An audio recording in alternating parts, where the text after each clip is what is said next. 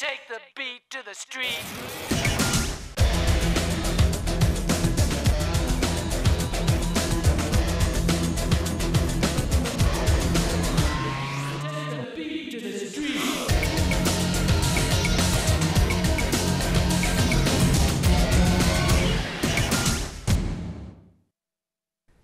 Živjo! Ekipa oddaje Brez panike se je tokrat zavila v magijo čarovnic in temačnih pošasti. Odšli pa smo tudi v svetlejša območja in preverili, kakšno underground glasbo delajo v Merenski dolini.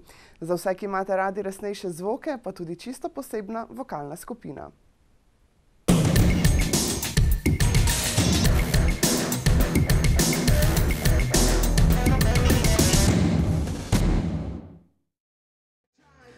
Pred 3 leti so se zbrali trije takrat še osnovnošolci in ustanovili skupino Bob 22. O tem, kakšne so njihove ambicije, smo se pogovarjali z Miho Hrenkom z Mirne. Ostala 2 člana sta takrat ravno okrevala, eden po poškodbi, drugi pa po bolezni. Ja, ideja je nastala v šoli, ko nam je bilo pač dolgcet. Pol smo se pa dobili, jaz sem igral kitaro že prej, Črt je bobna igral, pol smo pa Lucijana dobili, je pa pač takrat začel bas igrati in smo prišli skupaj. Ja, povem jaz, pa pač back vokal je pa Lucijan, basist.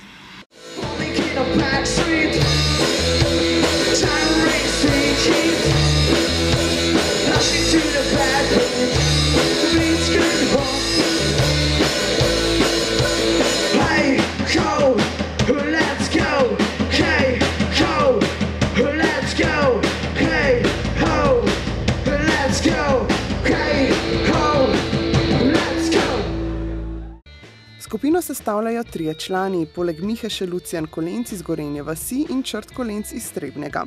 Poimenovali so se Bob 22. Ime sem si ga jaz spomnil, če je kul zvenelo, pa nam je bil všeč. Pač ime v ameriški je Bob, in zraven številka pa še 22. Igrajo punk rock glasbo, ki jim je najbližja, pa čeprav ta med mladimi trenutno ni ravno mainstream. Igramo našo glasbo, tudi kakšno cover prijedbo. Pišem jo jaz, v glavnem, tudi one dva kaj prispevata, drugače pa jaz. V besedilih se osredotočajo predvsem na teme, ki so blizu njim in ostalim najstnikom. V ospredju so pretežno najstniške težave. Zgled so, ne vem, Green Day, Rancid, bolj te punk skupine.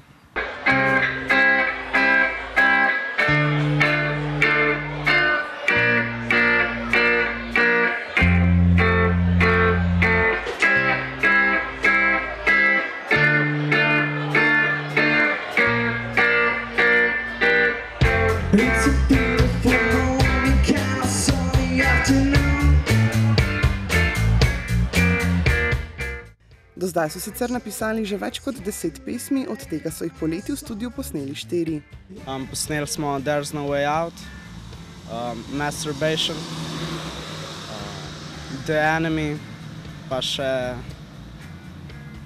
v bistvu za 4. pa nimamo imena. Glasbilo so se naučili igrati sami, z igranjem pa predvsem preganjajo dolg čas. Čeprav so dobro uigrani, razmišljajo tudi o tem, da bi skupino razširili. Ja, razmišljamo o tem, ampak ni glih tacega kandidata, da bi bil kakšno kitaro zraven. Vadijo v kulturnem domu Partizan na Mirni. Zdaj se, ko smo v srednji šoli, se lahko dobimo samo enkrat na teden, v petek. Pa če kakšna sobota ali pa kaj tacega. Ja, nastopimo tako, če kakšen nastop pride, tudi v drugih krajih, ne samo na Miren.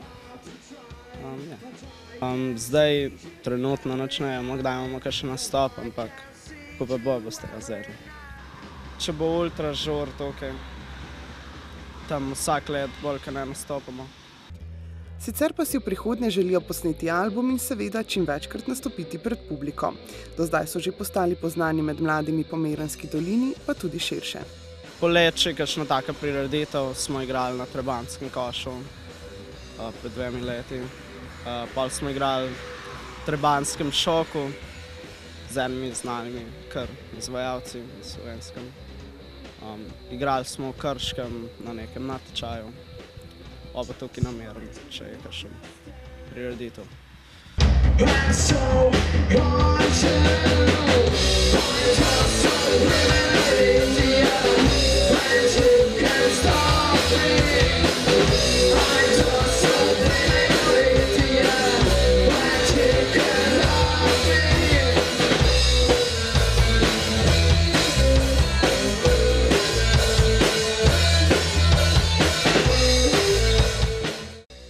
Oboževalci in ostali zainteresirani si lahko kaj več o skupini Bob 22 pogledajo na socialnih omrežjih, kjer ima skupina zmerno objavljene tudi vse do zdaj posnete komade. V prihodnje pa nameravajo urediti tudi svojo spletno stran.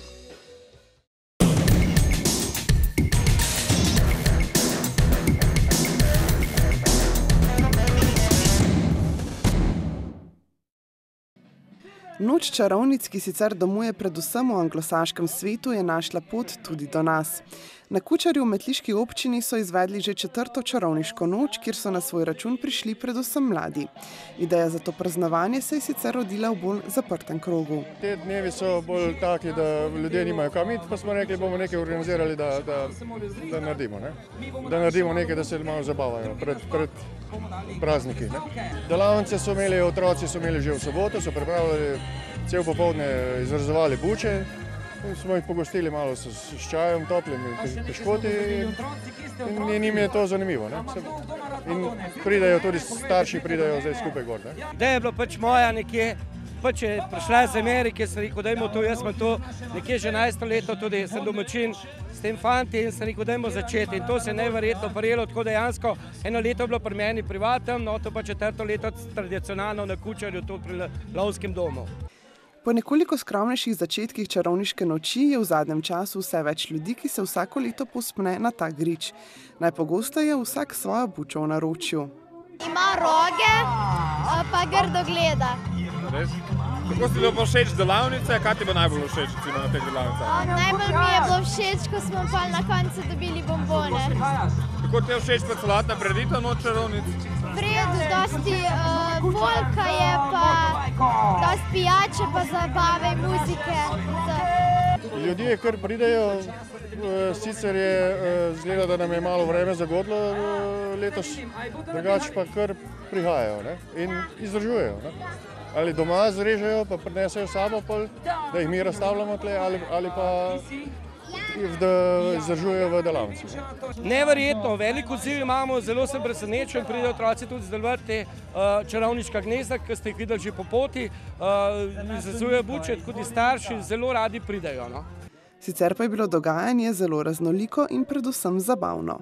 Ko pridete že po bučni poti, je okoli 150 do 200 buč izrezanih, ki otroci pripravljajo že en teden prej, pozajemali šola, zdaj imajo šolske delavnice, sicer jih tudi primerno nagradimo, vsi otroci dobijo nagrade. Ko pridete po bučni poti, pridete do čarovniškega napoja, prekrasna čarovnica vam pozdravi to, ker tudi od spod po njo je vedeževanje, lahko cvetjavo vam bo šlogala, v ljubezni, v recesiji bo denarja veliko. Tu na čarovniške noči se zgodi veliko. Z te leve strani imamo tudi kostan, pečen kostan, tu seveda čarovniške kokice, ki so dobre za mlade in tudi starejše, da so bolj aktivni. No, kebab, ki je že nekako tradicionalno, pijače, topli napitki, čaji, tega ni da ni. Tu ben ga ne more vzeti, čeprav je danes okoli minus. Najpogostejši očitki povezani z nočjo čarovnic se nanašajo na dejstvo, da gre za komercialni praznik, ki so ga izumili prekluže.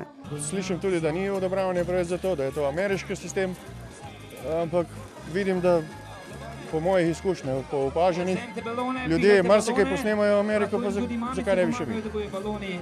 Tiste najbuče pa so bile tudi primerno ovekovečene. Vedno nagradimo pač najlepšo bučo izrezano, najbolj umetniško, imamo bučo, pomeni tista, ki je največja. Tudi tle okrog se vozimo ljudje nekako ugotoviti, koliko je težka. In tudi oni dobijo potem nagrado. Vsi, ki so pa izdelali razredno, pa isto dobijo nagrade. Čarovnice očitno živijo, vsaj enkrat na leto tudi v Beli krajini. Morda bodo spomin nanje kmalu obudili še kje.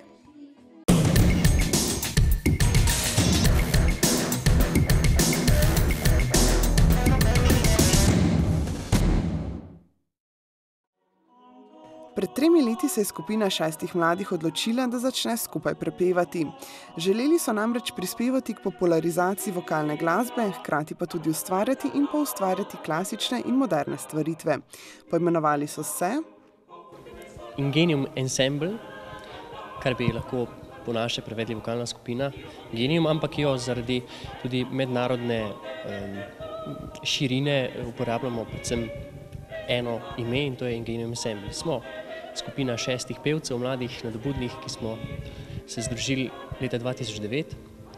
Šli so priložnostno petje pri neki maši, kjer je kolega Blaž tudi napisal nekaj pesmi, ki smo jih potem tam izvedli in potem smo videli, da nam pravzaprav dejansko kar dobro gre, tako da smo obstali še in smo tudi še danes. Ingenium pomeni notranji ustvarjalni duh in prihaja iz latinščine. In to je tudi cilj in namen našega dela, torej da delamo kvalitetno, dobro glasbo.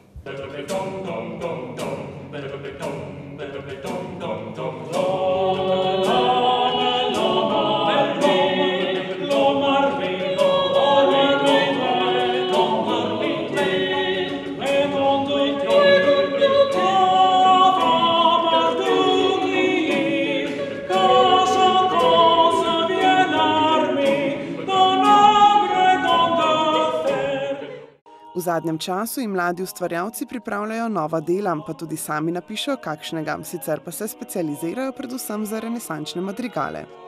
Tukaj je najlažje začeti, kajti takrat so pisali za posamezen glas. Torej vsak pevec je pel svojo linijo in na temu mi gradimo. Po duši smo bolj klasično izobraženi oziroma tudi usmerjeni nekako in seveda naš repertoar ne obsega samo renesanse. Kot boste danes slišali tudi nekaj slovenskih ljudskih v priredbah in potem nekaj popa in džeza in tako. Tako da imamo kar širok spekter, ampak temelj seveda je renesansa. Zasedbo sestavljajo sopranistka Mirjam Strmole, mezzosopranistka in altistka Višnja Fičor, tenori Blaž Strmole, Gašper Banovec in Domen Anžlovar ter basist Jan Kuhar. Skupine kot je Ingenium v Sloveniji sicer niso pogoste. Za tako posebno skupino, kot so mi, namreč imamo bas, 3 tenorje, altistko oziroma mezzosopranistko in pa sopranistko. In takih zasedb v Sloveniji ni veliko, zato je treba veliko skladb prirediti na novo oziroma napisati na novo, da ustreza našemu vokalnemu ustroju. Načeloma nimamo umetniškega vodstva, torej skladbe ponovadi izbiram jaz, kolega tukaj je korepetitor, sicer pa se skladbe pripravljajo po demokratičnem načelu, torej vsak lahko prispeva svoje mnenje in potem se skupaj odločimo, kakšna bo končna izvedba.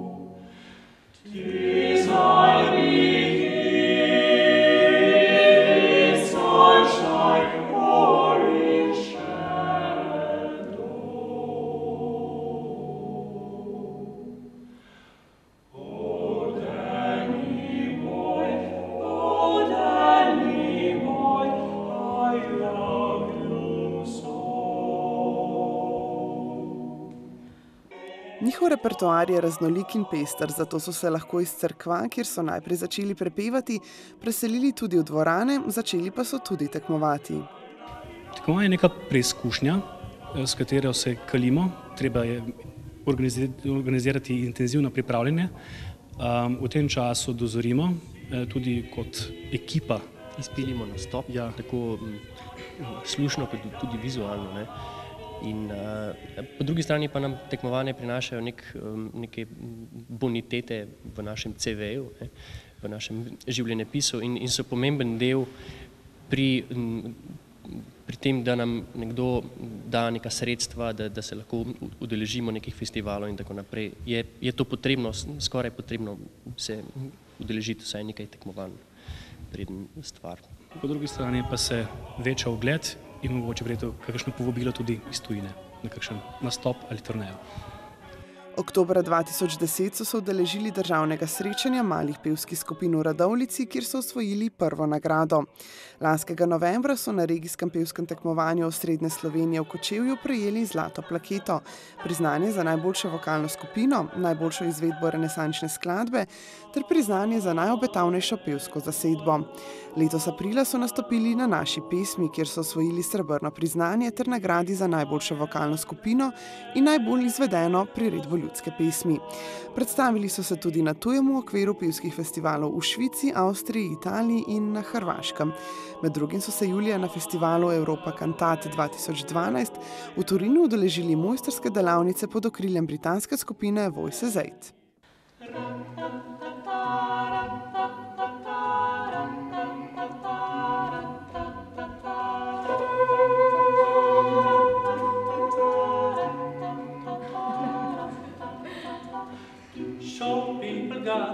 No reason to show people God. No reason to show people God. No reason to live. Got no reason. They got little heads, little eyes.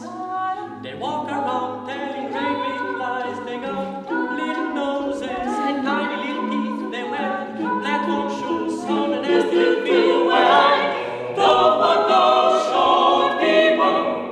Don't want no short people. Don't want no short people around here.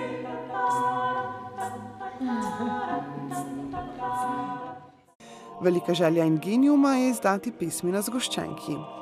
Ja, naš cilj je seveda tudi posneti kakšne pesmi in jih potem na nek način izdati kot CD. To je prva naloga, ki nas čaka. Drugače pa seveda širjenje dobre glasbe, delanje lepih nastopov, šovov in tako naprej. Pa tudi za lastno dušo in veselje, seveda. Po 2 člana skupine prihajata iz Trebnjega in Ljubljane, po eden pa iz Semiča in Šentjerneja. Čeprav izhajajo iz različnih koncev Slovenije, pa se na vajah enkrat tedensko dobivajo v prestolnici, kjer nekateri še študirajo, drugi pa že delajo.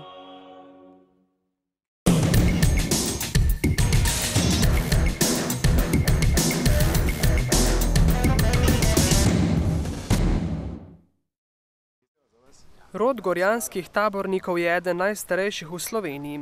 Letos obeležujejo svojo 60-letnico in v počastitev le-te so izvedli številne prireditve.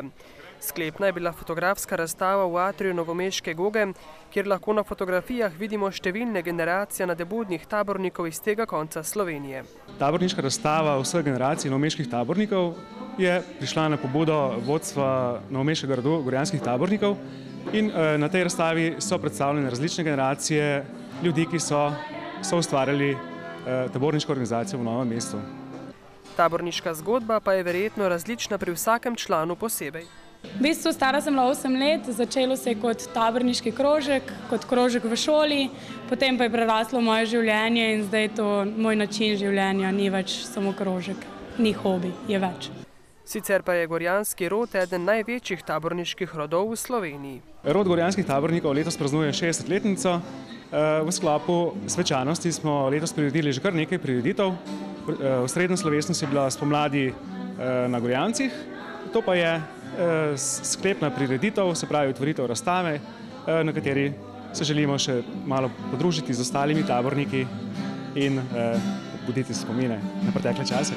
Rod gorjanskih tabornikov je trenutno tretji po velikosti v Sloveniji, z nekaj več kot 240 člani, pa je tudi največja mladinska organizacija na Dolenjskem. Smo načeloma največji rod, ki tako dobro deluje na Dolenjskem in tudi v Beli krajini smo največji. Nas je kar 240 in mislim, da smo izredno močna organizacija, imamo neverjetne otroke, ki nas po koncu držijo, s katerimi radi delamo, imamo mesečne akcije, potem tedenske sestanke, glavnem zabava, hodimo v hribe, na izlete, kurmo okine, to vedno pravijo.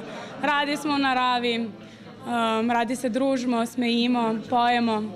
60 let nikoli ne mine brez večjih mejnikov. No, v tej naši bogati zgodovini je kar nekaj imenikov, namreč naši člani so bili že vse od začetka ustanovitve Zveze tabornikov Slovenije dejavni na različnih področjih, tako so urejali taborniško glasilo Tabor, imeli so celo svoje glasilo, rodovo glasilo Strela, zmagovali na različnih mnogobojih, se pravi taborniških tekmovanjih v veščinah in pa ustanavljali so taborniške organizacije tudi v drugih krajih, na Podolenskem in Posavju. Pravi tabornik pa mora vsebovati določene lastnosti. Predvsem dober prijatelj, iskren, preprost, iznajdljiv in pa tudi ima razumevanje za drugačnost. Široko srce, mora biti odprt za izzive, rad mora imeti naravo, ljudi, druge kulture, če rad potuje.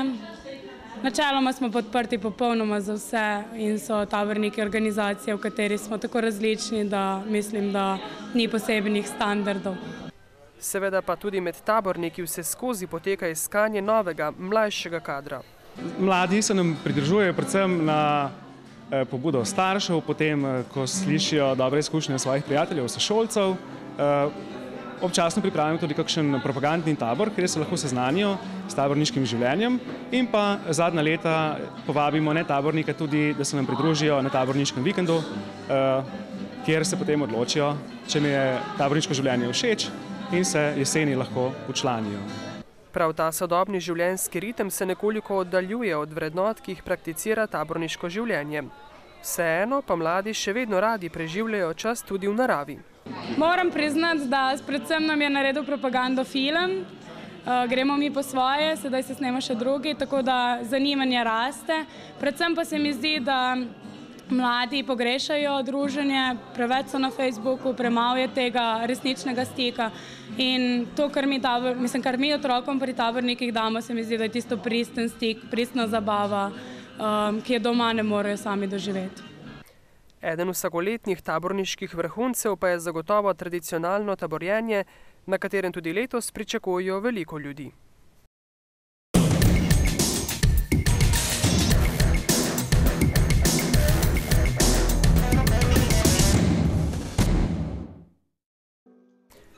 Medtem, ko se slovenski in svetovni plesni odri trenutno gibljajo predvsem v ritmih salse, se bomo mi tokrat pobližje seznanili s plesno tradicijo v obliki tanga, tistega pravega, izvirnega argentinskega tanga.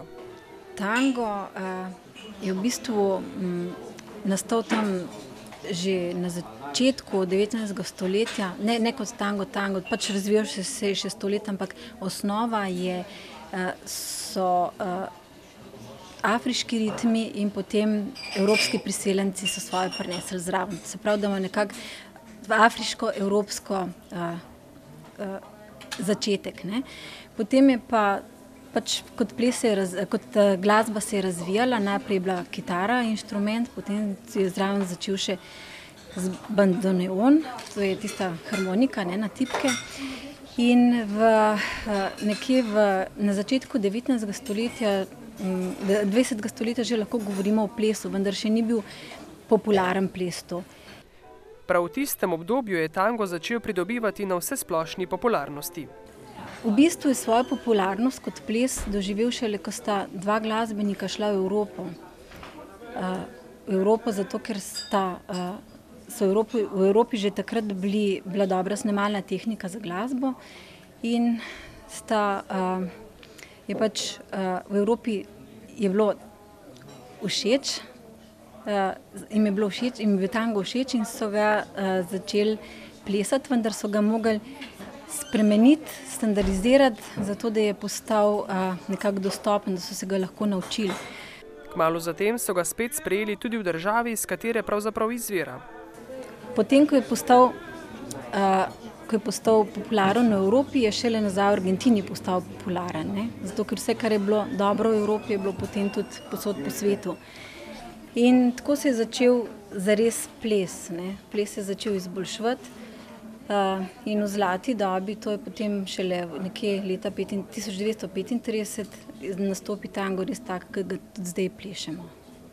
V zadnjih desetletjih pa je tudi v Sloveniji vse več ljudi, ki se navdušuje nad argentinskim tangom.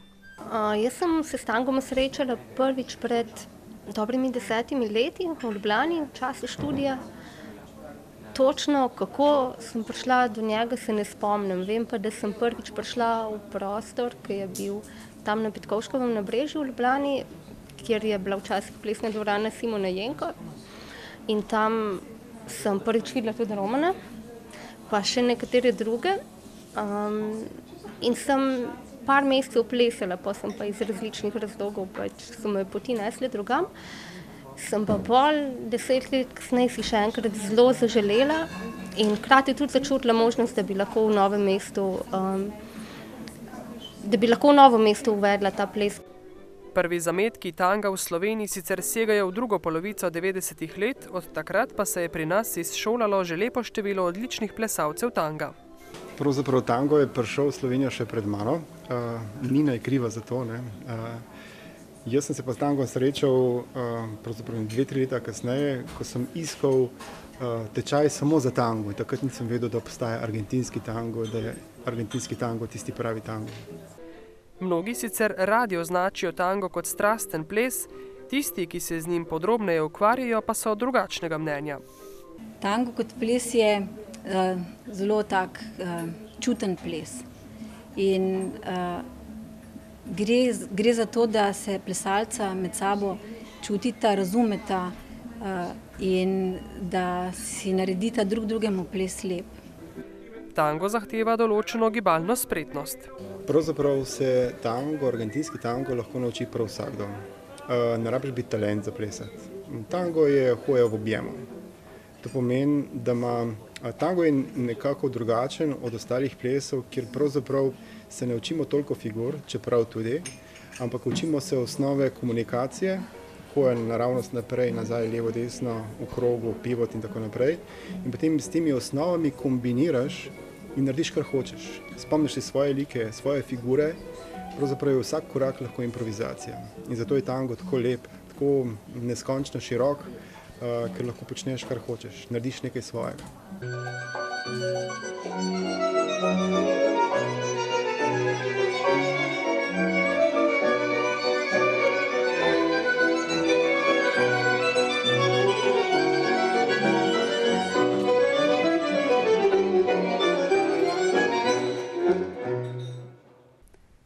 S tem za danes tudi končujemo. Bodite z nami spet čez 14 dni, ko vam bomo prinesli vtise iz stand-up večera in najnovejših koncertnih žurov. Bodite torej z nami. Čau.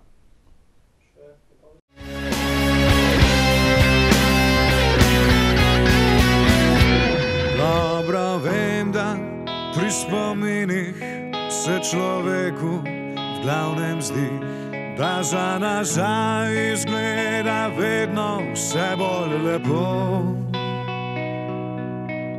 A tu pa tam, priznam, prisežem, ni me sram, zalotim se, da mi